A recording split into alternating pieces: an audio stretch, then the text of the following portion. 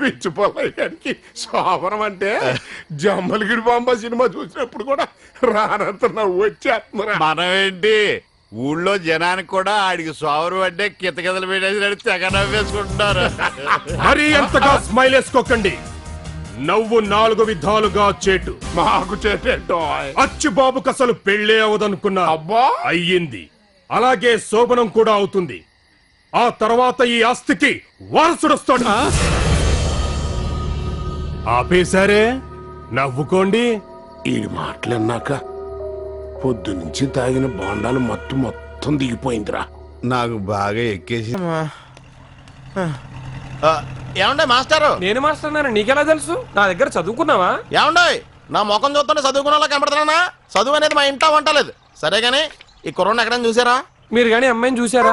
ఆహా, figure super. Jump జిలానియా? Correct. జలాని కాడుతో లేచిపోయి ఉంటది. నేను ఏదో అంటే ఏదో అనుకుని వెళ్ళిపోతున్నాడేంటి? మా అచ్చిబాబులు అంటూ చాలా మంది ఉన్నారు ఇక్కడ. కనిపించాడా? లేదమ్మా, ఇటువైపు ఎదుగుతాం కదా.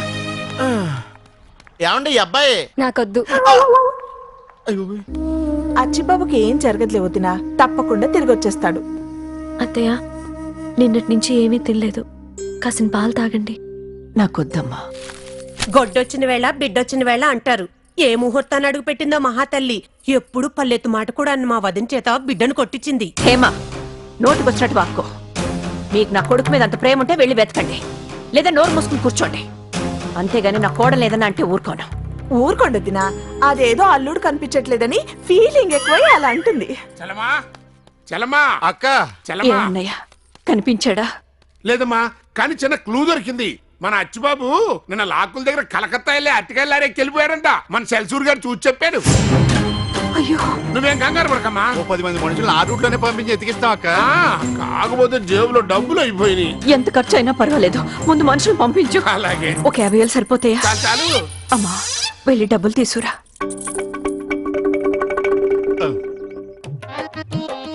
నువ్వు ఇక్కడ తగిలాడు. అదేంటండి, అచ్చుబాబుని వెతకడానికి డబ్బులు తీసుకుని ఈ కొంపలు దొరుకుతారండి? ఇలాంటి ఆనంద సమయంలోనే బాడీకి ఎంటర్టైన్మెంట్ కావాలి. తోడబుట్టిన వాడి కన్నీరు కరుస్తుంటే మీరు పన్నీరు కొట్టుకుని ఎంటర్టైన్మెంట్ కోసం వస్తారా?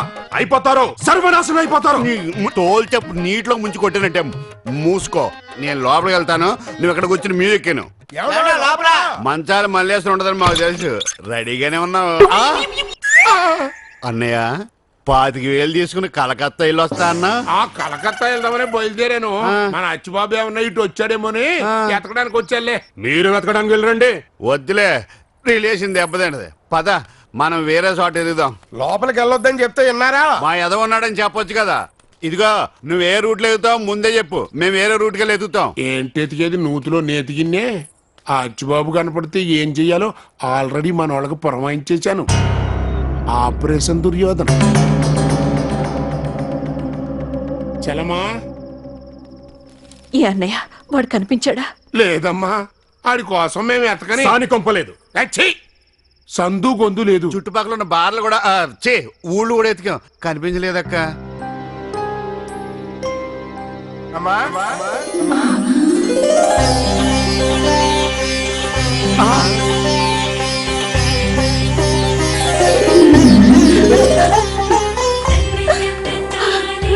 ఒరే నాన్న, నా బంగారు కొండ, ఎక్కడికి వెళ్ళిపోయావురా? ఏమైపోయావురా? నీకోసం నేను ఎంత బెంగెట్టుకున్నానో తెలుసా?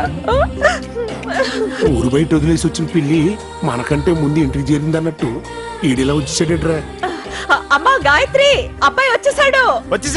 వచ్చేసాడు. బాబు, నీకోసం చెయ్యని పూజ అంటూ లేదు, మొక్కని దేవుడు అంటూ లేడు. మరే మళ్ళీ నేను ఇలా చూస్తుంటే కడుపు నిండిపోతుంది. అసలు ఇంటికి ఎలా వచ్చేవాళ్ళు? ఆడు తీసుకొచ్చాడు. ఎవరు?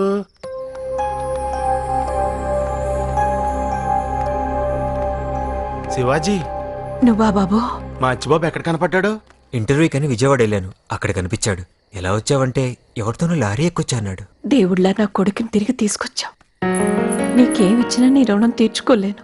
అయ్యో, అంత మాట అనకండి. ప్రాణం కంటే ఎక్కువగా ప్రేమించిన వాడు దూరం అవుతే ఆ బాధ ఎలా ఉంటుందో నాకు తెలుసు. అమ్మా అమ్మా, దారిలో నాకు ఆకలిస్తుందంటే ఈ అబ్బాయి ఇడ్లీలు దోశలు కొనిపెట్టాడు. అలాగా?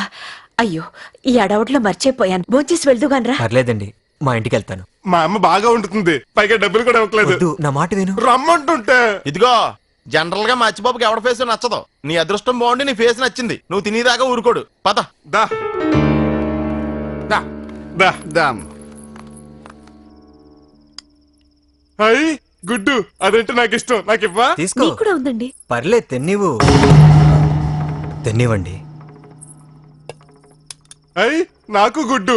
పాపం నీది నేను తెలిసాను కదా, నాది నువ్వు తినే. ఇదిగో చెల్లుకు చెల్లు, ఇప్పుడు నేను ఎవ్వరికి బాకీ లేనోచ్. తిను బాబు. మీరు కూడా తినేకపోయారా? అచ్చిబాబు గారిని చూసిన ఆనందంలో ఆకలి చచ్చిపోయి ఉంటది కాదండి. అవునమ్మా. థ్యాంక్స్. దేనికి? ఆయన్ని తిరిగి ఇంటికి తీసుకొచ్చినందుకు. నీ భర్తగా నీతో కలిసి జీవితం పంచుకోవాలనుకున్నాను, కానీ ఈరోజు నీకు అతిథినయ్యాను. మన ప్రేమ ఫెయిల్ అయినందుకు కాస్త బాధగా ఉన్నా, నువ్వు జీవితంలో స్థిరపడినందుకు ఎక్కువ సంతోషంగా ఉంది. కేవలం కడుపు నింపుకోవటమే జీవితంలో స్థిరపడ్డం అనుకుంటే నా అంత అదృష్టవంతురాలు ఎవరూ ఉండరు. నువ్వేమనుకోనంటే ఒక చిన్న మాట. ఏమిటి? ఆయనతో పరిచయాన్ని ఇక్కడితో వదిలే. దీన్ని అడ్డు పెట్టుకొని తరచూ నువ్వు ఇంటికి రావద్దు. మర్చిపోతున్న గతాన్ని మళ్ళీ గుర్తు చేయొద్దు.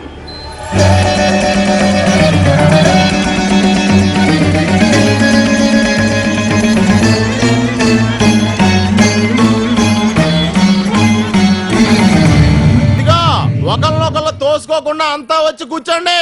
ఆడోళ్ళు ముందు కూర్చుని మగోళ్ళు తర్వాత కూర్చోండి. రండి రండి రండి.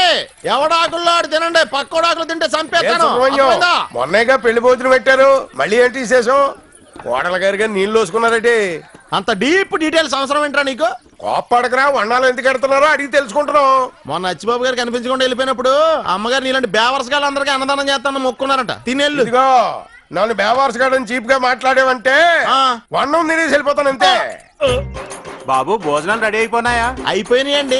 అంతా రెడీ చేసుకుని మీకోసమే చూస్తున్నాం అండి. ఐటమ్స్ ఏంటి? చికెన్, మటన్, చేప, రొయ్య. పీతలు లేవా? నత్తలు మెత్తలు కూడా ఉన్నాయి సార్. అర్రే మందు తెచ్చుకుని ఉండాల్సింది. అది కూడా అరేంజ్ చేసాం సార్. అయితే మందు ముందు ఇచ్చేయండి. కోర్త కోమాలోకి వెళ్ళిపోతారు నా సన్నల్లారా. ఊళ్ళో ఏమైనా ఫంక్షన్ జరిగితే చాలరా, పెద్ద మనుషులు కంటే ముందు వచ్చేస్తారు మీరు. నేను రాకపోతే ఫంక్షన్ అందమే ఉంటదండి. 7 చీరలే గానీ ఊళ్ళో అంతా తినేసాక పెడతాం. ఎల్ల మూల కూర్చోండి. వెళ్ళండి. ఎందుకు పాపం వాళ్ళని ఆపడం? ఆ పక్కన కూర్చోపెట్టి వాళ్ళకు కూడా పెట్టేయండి. ముందు తింటే మిగతా వాళ్ళు మిగలదమ్మా. ఇన్విటేషన్ చెప్పాలంటారా మీకు? వెళ్ళండి వెళ్ళండి. నాన్న ముందు నీ చేత్తో వడ్డించు. తిను తిను తిను.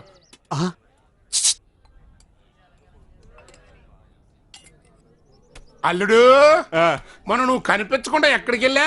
అమ్మ కుట్టింది, కోపం వచ్చింది, లారీ ఎక్కాను, తుర్రమని వెళ్ళిపోయింది. అదే విజయవాడ వెళ్ళుంటది. మరి అప్పుడు నీకు ఆకలే లేదమ్మా? బాగేసింది. ఒక అతన్ని అడిగాను, పెడతాను రా అని హాస్పిటల్ తీసుకెళ్లి నా పొట్టకు వంచి పాలు రొట్టె ఇచ్చాడు. అంటే నీకు పిల్లలు పట్టకుండా కుటుంబాన్ని ఎంత ఆపరేషన్ చేయించారని మాట. కొంప మునిగింది. అమ్మా చెల్లమ్మా, ఘోరం జరిగిపోయింది. మన అచ్చిబాబుకి ఎవరో పిల్లలు పట్టుకుంటూ ఆపరేషన్ చేయించారంట. ఏమిటన్నయ్యా నువ్వు చెప్పేది నిజమా? నిజమేనమ్మా. మీ అబ్బాయికి వ్యాసెక్టమీ ఆపరేషన్ జరిగింది.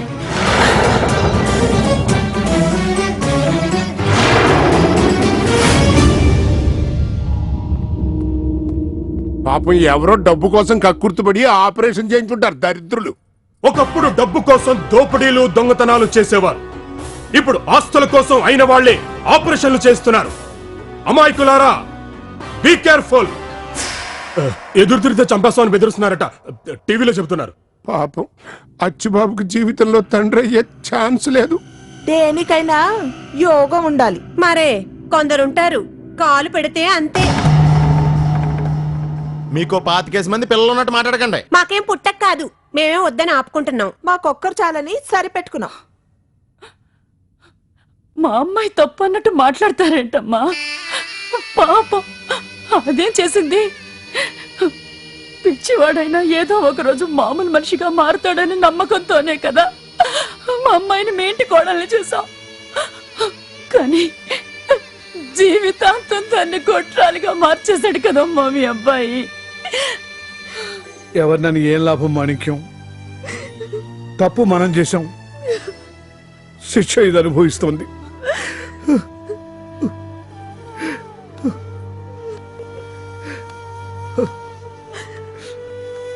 అమ్మా, నాకు ట్రాన్స్ఫర్ అయింది. రేపే ఈ ఊరు వదిలిపెట్టి వెళ్ళిపోతున్నాం. అప్పగింతల రోజున మీరు ఒక మాట అన్నారు, నాకు కూతురైనా కోడలైనా గాయత్రి అని. నా కూతుర్ని కళ్ళల్లో పెట్టుకుని చూడకపోయినా పర్వాలేదు, కానీ జీవితాంతం అది కన్నీళ్లతో బతికేలే మాత్రం చేయకండి. అమ్మా, ఏమైందమ్మా? నా పట్టు కోసేసారన్నా? నాకు ఇప్పుడు నొప్పి లేదమ్మా, తగ్గిపోయింది. అమ్మా, గాయత్రి, అమ్మని అడగద్దని చెప్పు గాయత్రి.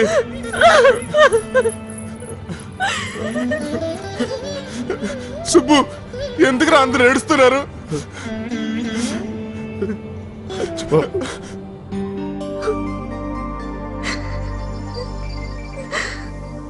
అవును, నా పాపేది? పొట్టలో ఉందా?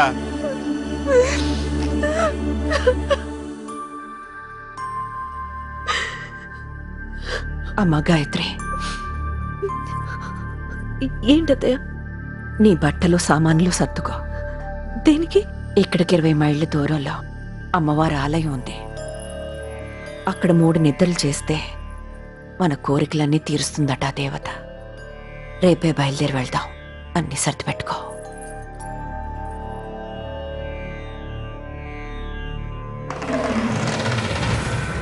మనసులో కోరికలు దేవతలు తీరుస్తారనుకుంటే ఈ పిల్లం కొడుతూ లేచిపోవాలని, చెల్లమ్మ తొందరగా చచ్చిపోవాలని మనం కోరుకుందాం. పదండి. నీకు ఇలాంటి ఆలోచనలు భలే వస్తాయన్నయ్య.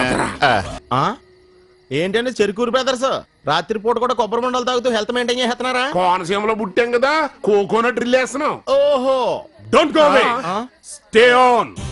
ఒక్కోసారి మన కళ్ళే మనల్ని మోసం చేస్తాయి. వాళ్ళు తాగుతున్నది కొబ్బరి నీళ్లు కాదు, విస్కీ నీళ్లు. వారం మీద దొరికితే దొంగలో మిక్సింగ్, పైగా కవరింగ్ ఒకటి. అయ్య బాబోయ్, చెరుకూరు బ్రదర్స్ చూసి చిలుకూరు సిస్టర్స్ కూడా కొబ్బరి మండలు అలవాటు చేసుకున్నారా? చిచి, మేము తాగుతున్నది ఒరిజినల్ కొబ్బరి నీళ్లు, రీమిక్స్ కాదు.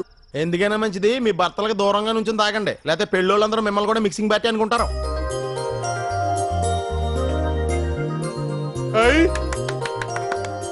మంచాన్ని పూలెట్టారండి. ఇది ఆడ మంచమా? కాదు, నీ మంచం. ఈ రోజు నుంచి నువ్వు ఇక్కడే పడుకోవాలి. మరి నేను పడుకుంటే పాపం పూలు నలిగిపోతాయి కదా. నలిగినా పర్వాలేదు, ఈ రోజు నీకు మొదటి రాత్రి కదా. ఈ రోజు ఏంటి, నీ పుట్టకు చాలా రాత్రులు వచ్చాయి కదా. అది వేరు, ఇది వేరు. ఈరోజు తొలిసారిగా నీ భార్య నీ దగ్గరకు వస్తుంది. మరి మన పిల్లప్పుడు కూడా వచ్చింది కదా. ఆ రావడం వేరు, ఈ రావడం వేరు. ఏంటి వేరు? ఏది అడిగినా వేరు వేరు అంటావు.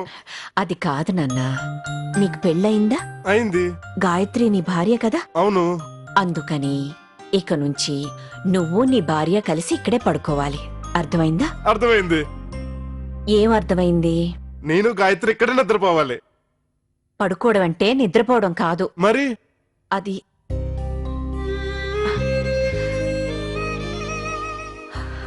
భగవంతుడా, ఎలాంటి పరిస్థితి తీసుకొచ్చావయ్యా? తల్లినై ఉండి కొడుకుతో ఇలాంటి విషయాలు ఎలా చెప్పగలను? ఏంటమ్మా, ఏమైంది? అన్ని నీ భార్యకి చెప్పంపిస్తాను, తనే చెప్తా చెయ్యి.